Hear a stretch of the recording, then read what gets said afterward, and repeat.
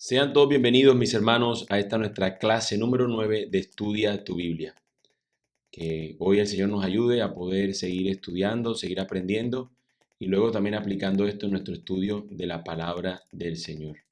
Así que sean todos bienvenidos a este nuestro tiempo de estudio.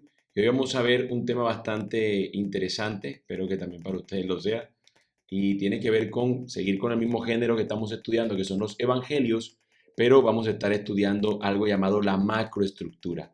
La macroestructura es algo que lo podemos utilizar en casi en todos los libros, básicamente, pero nos ayuda mucho cuando vamos a ver narraciones, ¿sí? Porque el libro, cada libro que estudiamos de la Biblia, tiene una estructura como el autor quiso explicarnos o llevar a cabo su tema. Entonces, siempre todo libro tiene un asunto que ver. Por ejemplo, cuando hemos hablado de la carta a los Efesios, vemos que tiene una primera parte que es como teórica, que va de los capítulos 1 al capítulo 3, más o menos. Hay una oración en el 3 que funciona como la bisagra para prepararnos a la segunda parte del texto, que viene siendo la parte práctica o aplicativa de lo que hemos visto en la teoría. Entonces, eso es una estructura. Eso nos llamamos la macroestructura, porque es la estructura grande de todo el libro. Así que vamos a estar viendo eso en el día de hoy. Vamos a estar estudiando en los evangelios y de manera particular en el evangelio de Marcos es que vamos a estar viendo este aspecto. Así que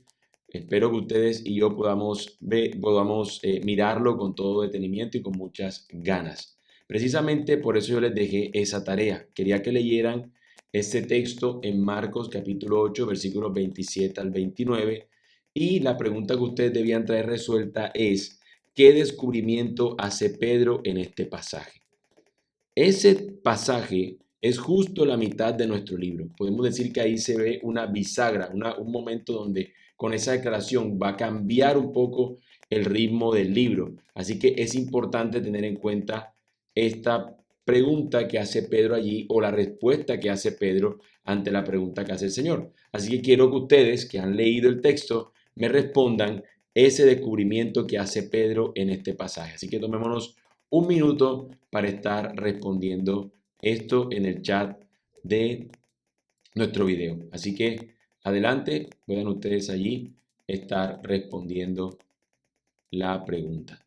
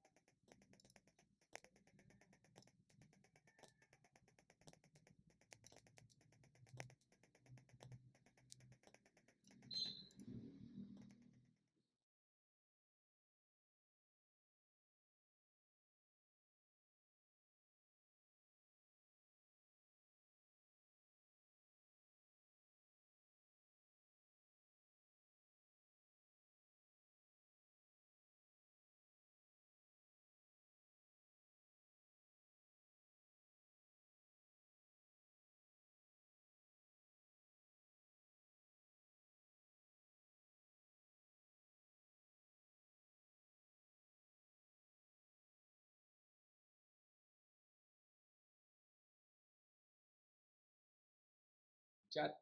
Espero que haya escrito ahí la pregunta, la respuesta de Jesús. La pregunta ahí que le hace Jesús a sus discípulos es, ¿quién dicen ustedes que soy yo? Se ha preguntado lo que otros opinan, pero ahora, ¿quiénes dicen ustedes que soy yo? Y Pedro responde, tú eres el Cristo, lo cual implica el Mesías. Y aquí podemos nosotros eh, recordar algo, y es cuál fue el primer versículo que leímos cuando empezamos a estudiar Marcos, y fue el versículo inicial de nuestro Evangelio de Marcos. Nos dice que este es el principio del Evangelio de Jesucristo, de Jesús el Cristo, el Hijo de Dios. Y hasta este momento lo que nos encontramos es con la idea que nos está diciendo por medio de Pedro, en todo lo que ha visto Pedro hasta ahora de Jesús, un judío declara, este es el Cristo. Recuerden, principio del Evangelio, ¿de quién? De Jesucristo, el Hijo de Dios. Así que estamos viendo a este que es el Hijo de Dios, que tiene todo poder y que lo reconoce un judío, un seguidor de Jesucristo, como que Él es ese, el Cristo, el Mesías, el que ellos esperaban. Así que guardemos esa respuesta que vamos a ver ahorita porque tiene importancia ahorita que hablemos de la macroestructura como tal, explicándola y luego cuando la veamos en el texto. Para que me entienda este aspecto de la macroestructura, quisiera que pudiéramos hacer esta idea de haciendo nosotros un zoom out. ¿Qué es un zoom out? Ustedes recordarán cuando de pronto usted hace así con el dedito en una pantalla táctil y usted amplía, ¿no? Y cuando usted amplía, usted lo que está haciendo es un zooming, es decir, está entrando a algo más detallado. Es decir, usted se está acercando, vamos a suponer, en un mapa y está abriendo así para ver quizás una calle en particular. Pero si usted hace esta operación de ponerlo más pequeño, usted lo que está haciendo es ver el panorama más grande. Y eso es precisamente lo que queremos especificar. Por ejemplo, todos ustedes quizás han visto en el celular, en la aplicación de Google Maps, que hay una función llamada Street View.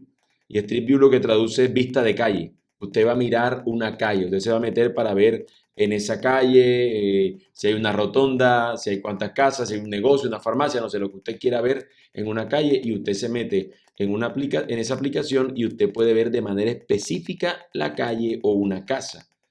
Pero, nosotros si alejamos el mapa, entonces podremos ver como tal en qué ciudad se encuentra o en qué país, o podemos entender mayormente de qué se trata. ¿Por qué? Porque ya sabemos en qué lugar del mundo se encuentra. Una calle sería un poco más difícil, a menos que sea muy específico el tema y nos va a mostrar eso, una sola casita. Pero quizás aquí en la macroestructura nos vamos a encontrar, ok, estamos en Europa, como dice usted ahí, como usted ve ahí en la imagen. Le va a identificar en qué continente está y ahí entonces usted va a encontrar un aspecto particular. La mayoría de los cristianos leen su Biblia en formato Street View. Leen un solo versículo en la mañana y se van.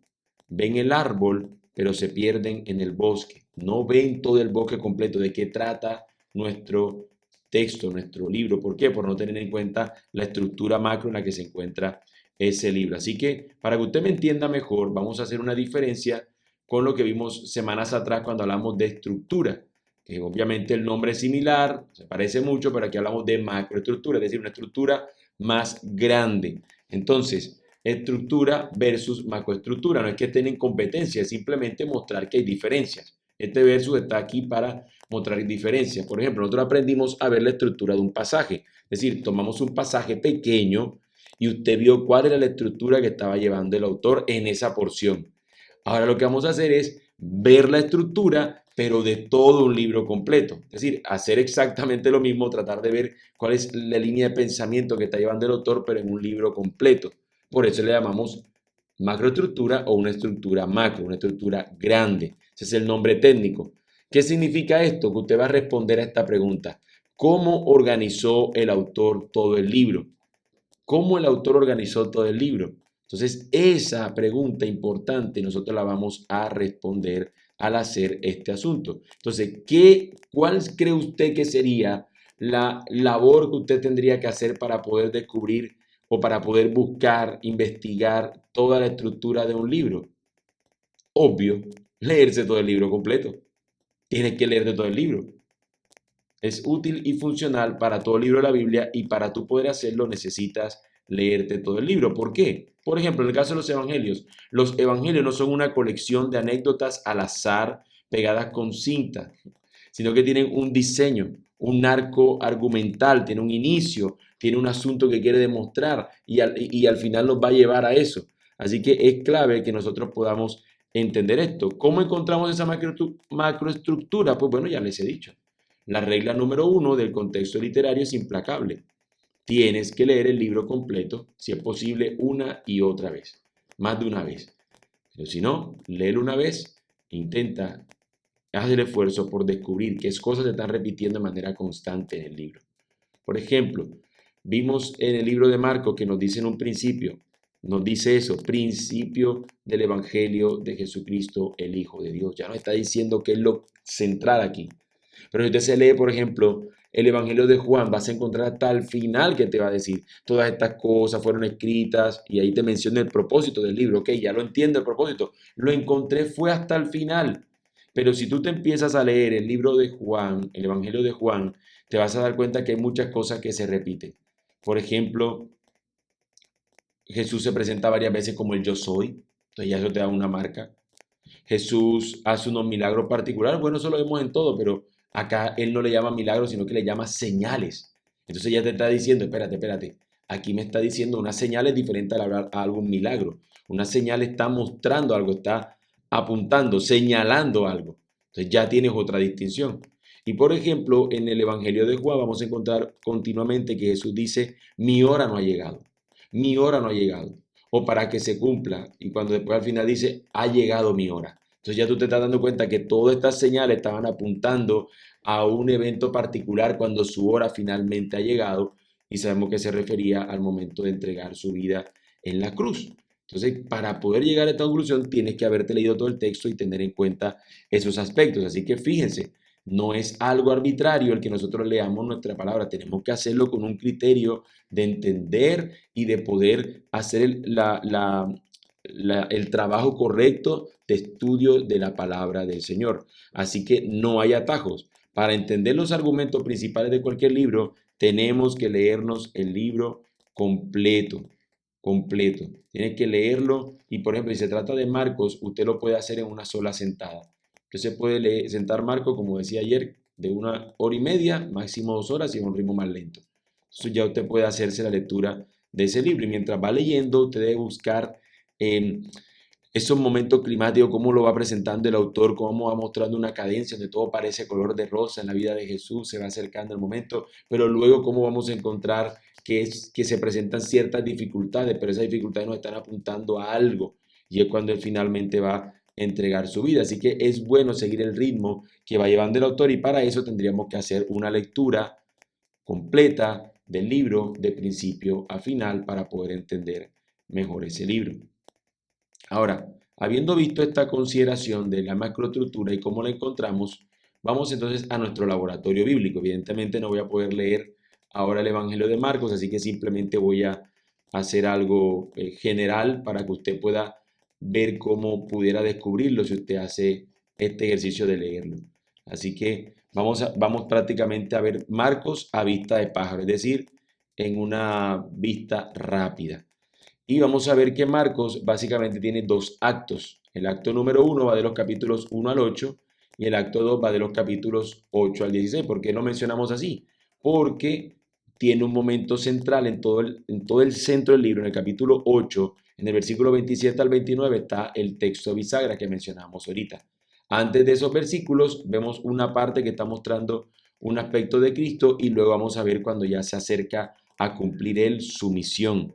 Entonces ahí por eso es que de ahí en adelante va a hablar él acerca del que quiere ser su discípulo, tiene que negarse a sí mismo, tomar su cruz y seguirlo, y va a empezar Jesús a hablar mucho más firmemente de la cruz y que se está acercando ya su hora de entregar su vida. Así que en la primera parte del libro, donde nos muestra los capítulos 1 al 8, nosotros nos encontramos con que el libro va más acelerado, es mucho más rápida su cadencia, nos va diciendo continuamente que Jesús va a hacer una siguiente cosa y una siguiente cosa. Nos está mostrando rápidamente y es el ritmo que lleva Marcos allí. Pero en esa primera parte nadie sabe quién es Jesús. Jesús sana, Jesús echa demonios, camina sobre el agua, pero simplemente es un Galileo, que simplemente es el hijo del carpintero. No se sabe nadie quién es. La gente puede decir lo que sea y quienes lo saben, que son los demonios, Jesús los manda a callar. Todavía no tienen que decir quién es él. Sí que los demonios lo saben, pero él los calla. Los discípulos están confundidos, de hecho, tanto que se preguntan, ¿quién es este que el viento le obedece? ¿Quién es este hombre? El tema del acto 1 es poder responder la pregunta, ¿quién es este? ¿Quién es este? Hasta que finalmente llega y Jesús les hace la pregunta a ellos, que es el momento del clímax, la bisagra en nuestro pasaje. Jesús hace la evaluación preguntándole a ellos, ¿quién dicen ustedes que soy yo? Y si se fuera de nota, Pedro sacó un 10 de 10 y Pedro dice, tú eres el Cristo. Y ahí se resuelve el misterio. Tú eres el Cristo. La pregunta que hemos intentado responder hasta ese momento en todo el primer acto de quién es este hombre, la responde Pedro diciendo, tú eres el Cristo.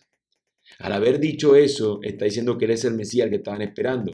Y ahora entonces, si él es el Cristo, este que estábamos esperando, que estaban esperando, que pudiera ejecutar su reino, ¿de qué trata su reino? Él dice que su reino se ha acercado, pero ¿de qué trata? Entonces eso nos va a llevar entonces a mostrar o a evidenciar su misión que va de los versículos en adelante a partir de este texto bisagra. Y ahí entonces nos encontramos con que vamos a ver la misión y la cruz de nuestro Señor. A partir de ese versículo todo cambia. Jesús allí deja de hacer tantos milagros públicos. Se reduce increíblemente la cantidad de milagros. En la primera parte vimos una cantidad enorme. En esta parte se reduce y lo que empezamos a ver es un camino constante de Jesús dirigiéndose a Jerusalén. Le es necesario él ir hacia Jerusalén y se va acercando de a poco. Inmediatamente después de que Pedro le dice, tú eres el Cristo, Jesús les da una noticia terrible. Les dice que él tiene que pasar en Jerusalén y les cuenta lo que le va a pasar cuando él venga a Jerusalén. Él le dice que va a sufrir, que lo van a matar, que él va a morir. Y entonces, mis hermanos, esto nos presenta la macroestructura de nuestro texto. Nos muestra en la primera parte, Jesús, ¿quién es este hombre? Y Jesús encontramos la respuesta que Jesús es el Hijo de Dios. Pero habiendo dicho eso, Pedro no entiende lo que significa.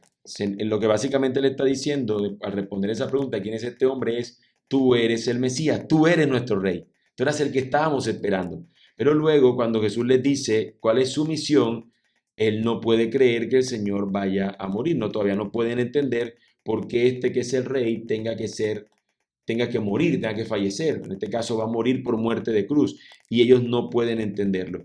Pero nosotros, que sí tenemos ahora ya toda la historia completa, tenemos que recordarnos algo. No podemos tener al rey de los milagros sin nosotros aceptar al rey crucificado. Es decir, estos milagros estaban básicamente apuntando a la revelación de Cristo. No tenían otra opción, no tenían otro objetivo, sino que todos estos milagros lo que buscaban era que pudieran servir de fundamento para poder estos discípulos saber que Él era el Cristo. Así que el objetivo no solamente de Jesús era sanar, como veíamos en el texto de ayer, era mostrar que Él podía perdonar, mostrar que Él tenía el dominio sobre los demonios, el dominio sobre la tempestad, la tormenta cuando la calma, sobre la alimentación de peces y panes, sobre todas las cosas que el Señor estuvo haciendo, sobre la muerte misma, cuando resucita a una niña. Jesús tiene el poder por encima de todo, para que sus discípulos al ver todos estos indicios puedan entonces decir, tú eres el Cristo, tú eres el Mesías, tú eres a quien estábamos esperando nosotros. Aún no hemos terminado nuestro libro. Vamos a mañana, y ahorita le voy a dejar la tarea, donde vamos a ver el cierre del texto y donde nos muestra otro aspecto clave. Pero antes me gustaría que pudiéramos reflexionar al nosotros estar en este aterrizaje de nuestra clase del día de hoy. Volviendo a Google Maps, si te quedas en el Street View del capítulo 5, verás a un Jesús que soluciona todos tus problemas físicos y multiplica el pan. Y podrás pensar que el cristianismo es solo eso. Es decir, ¿qué estoy diciendo aquí? Que si nosotros nos dedicamos a ver simplemente pequeñas escenas, nos vamos a decir, oh, Jesús puede sanar. Oh, pero Jesús también puede multiplicar panes y peces. Y yo estoy necesitado, tengo hambre. O yo no tengo para comer mañana. Yo puedo confiar y esto es lo que voy a tomar. Jesús me va a dar mi pez y mi pan. Entonces yo lo que tengo que tener es una canastita. O yo tengo que tener cierta cosa o confiar mucho para que Jesús me dé lo que yo necesito. Y si bien es cierto que Él es un Dios de misericordia, nuestro Padre eterno es lleno en amor y misericordia, no es lo que el texto quiere que nosotros entendamos. Si nosotros miramos la macroestructura, nos daremos cuenta de que todos esos milagros solo eran credenciales para prepararte para el capítulo 15. Tú lo que tienes que ver aquí es que en la cruz nosotros vamos a poder encontrar que Él puede, así como es misericordioso con personas que estaban en necesidad, de todo tipo de necesidad, Él también puede suplir la mayor necesidad del hombre, y es el perdón de sus pecados y el librarlo de la condenación al morir en la cruz. Así como Él pudo sanar, así como Él pudo resucitar, así como Él pudo multiplicar peces y panes, como él pudo hacer multiplicar peces y panes, del mismo modo, nosotros podemos confiar en que Él tiene el poder para en la cruz del Calvario satisfacer nuestra mayor necesidad de ser redimidos por su sangre, para ser perdonados de nuestros pecados y para obtener vida eterna en Él. Así que, mis hermanos, todo eso estaba apuntando a ello. A muchos les gusta más la primera mitad de Marcos, porque Jesús se muestra como el poderoso que puede bendecir y que está dispuesto a ayudar en la necesidad de muchos. Pero en la segunda mitad, cuando Jesús se muestra como ese siervo sufriente, quizás nos parecemos a Pedro diciendo, nada de eso te acontezca. Eso no suena chévere la cruz. Yo quiero mejor esta idea de tú tener el poder sobre la muerte, sobre la salud de las personas, sobre las necesidades. Eso sí me gusta de Jesús. Pero Jesús nos presenta que Él es el verdadero Cristo y es ambas cosas. Aquel que tiene misericordia en la necesidad, pero que vino a mostrar su poder sobre ella para poder saciarnos de nuestra mayor necesidad. Así que eso lo podemos descubrir cuando vemos la macroestructura, cuando vemos toda la idea de un libro y no simplemente nos quedamos con pequeños detalles que estamos viendo. Así que la macroestructura nos ayuda a entender de qué trata este libro, cuál es lo que nos viene mostrando en su cadencia, en todos los elementos que presentó ahí el autor, en las historias que están contando, nos está apuntando a algo. Para luego, cuando ya yo me encuentre en las diferentes partes del texto y estudiándolo, yo puedo entonces descubrir cada aspecto particular y cómo tiene sentido en toda esta historia macro o en toda esta estructura macro que tiene el libro en sí mismo, la estructura que lo compone. Así que mis hermanos, todo esto lo estamos haciendo con el objetivo de buscar ser fiel al contenido, pero también al significado de nuestro texto. No solamente qué contiene, sino qué significa, para entonces poder, anclados a Cristo Jesús, nosotros aplicar esa verdad a nuestras vidas. Así que, habiendo dicho todo esto, quiero dejarles la tarea para mañana en nuestra última sesión de los evangelios. La tarea práctica es que vamos a tomar un pasaje específico, mañana vamos a tomar un pasaje específico y le vamos a aplicar todo el método Costa a ese pasaje. Quiero recordarle a ustedes qué es lo que hemos hecho. En primer lugar, hemos hablado, cuando quiero hablar de qué hemos hecho, es lo que hemos hecho hasta ahora en cuanto a los evangelios. En primer lugar, estuvimos viendo de qué tratan los evangelios, qué es este tipo de género, qué es lo que pretende buscar, y ya lo estuvimos viendo en la primera clase. En la segunda clase, estuvimos viendo el aspecto de ver en un texto como tal, observar el método Costa a través de preguntas que podemos hacer en específico a este género. Es decir, lo que quise explicar fue preguntas específicas o preguntas que son muy acorde con este género y que las podemos vincular a cada etapa del método Costa. Entonces, en el método Costa ya habíamos visto nosotros algunas preguntas generales en hacer a cualquier libro y lo empleamos en un salmo, pero luego lo que hicimos fue en los evangelios cuáles serían unas preguntas claves de acuerdo a cada parte del método Costa. Eso fue la segunda clase. En la tercera lección, que es la de hoy, estamos viendo la macroestructura, lo cual nos va a servir para todo libro que queramos estudiar en la Biblia. Tenemos que leernos el libro completo para poder ver qué nos está presentando el autor y saber a veces incluso esto que está viendo aquí, luego lo va a explicar mucho mejor él sobre el final. Y así nosotros podemos decir, ya sé para dónde está apuntando cuando él dijo esto aquí, pero tenemos que leernos el libro completo. Y para mañana vamos a ver precisamente la aplicación de todo lo que hemos visto hasta ahora en el texto y por eso vamos a tomar el versículo o de los versículos finales de Marcos que se encuentran en los versículos 33 al 39, aunque evidentemente Marcos tiene hasta el capítulo 16, pero vamos a ver la muerte de nuestro Señor Jesucristo. Capítulo 15, versículos 33 al 39. Y esta es la tarea que quiero que hagan. Miren el versículo 39. Justo cuando Jesús muere, un centurión romano, un soldado enemigo, no un judío. El judío lo vimos que declaró quién era Jesús, pero ahora este soldado romano va a declarar algo acerca de Jesús.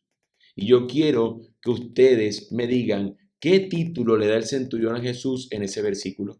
Así que léanlo y nos daremos cuenta cómo entonces vamos a ver toda la estructura del libro llevarse a cabo, a dónde nos está apuntando nuestro texto. Así que ya saben, para mañana espero que ustedes traigan esta tarea resuelta. Vamos a darle gracias a nuestro Dios y vamos a orar. Y bueno, quiero darle gracias también al Señor porque hoy no se ha presentado ninguna falla y, y pudimos pasar también la presentación donde el día de ayer fue un problema que no sé por qué pasó eso. Pero bueno, el Señor nos ayude a poder en todo momento, en todo tiempo, en todo lugar, incluso cuando se presenten situaciones, a mantener nuestra mirada puesta en Él. Él tiene el control de todo.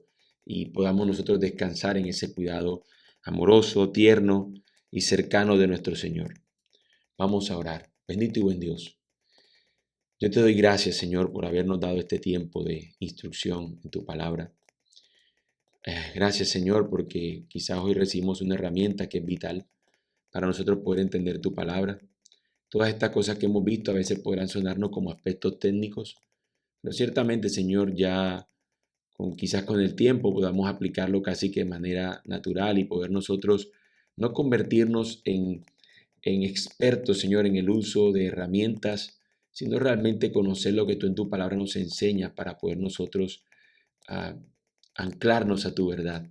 Así que, Señor, que ninguna de estas cosas nosotros nos enfoquemos y nos animemos a estudiarlas con el propósito, Señor, de simplemente crecer en conocimiento, sino que ese crecimiento en conocimiento nos lleve a en humildad rendirnos ante ti y reconocer tu señoría y tu grandeza.